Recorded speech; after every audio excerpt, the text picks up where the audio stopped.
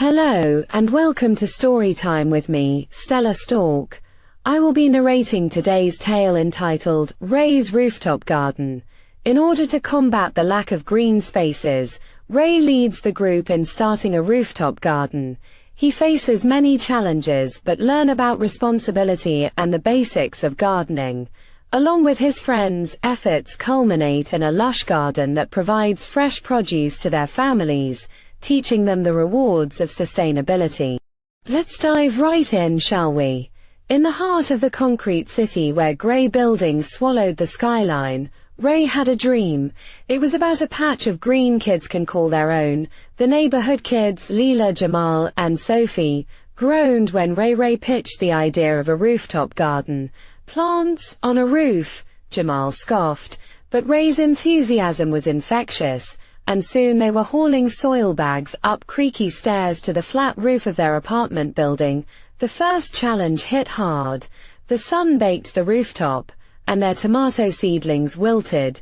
Leela, reading a library book on gardening, suggested shade cloths. They scavenged old sheets, rigging them up with sticks. Next, the soil kept drying out. Sophie, who loved math, calculated a watering schedule, but they overdid it, and the carrots got soggy. "This is harder than I thought," Sophie muttered, wiping mud off her hands. Ray wouldn't quit. He taught them to compost kitchen scraps, banana peels, eggshells, coffee grounds, turning waste into rich soil. Responsibility sank in. If you miss a day of watering, the plants suffered. Argue over who hauled the compost, and the pile will stink while it sits. They learned fast. Months passed, and the rooftop transformed. Green vines curled around trellises, and the lettuce and peppers thrived in repurposed crates. The kids' families were skeptical at first, but now they gather harvests and trade recipes for fresh zucchini and herbs. "Ray, this is dope," Jamal said. "We made something real." The garden wasn't just food, it was proof they could nurture life in a concrete jungle.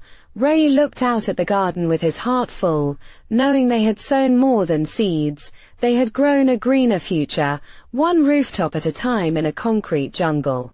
This concludes this episode of Storytime with Stella Stork.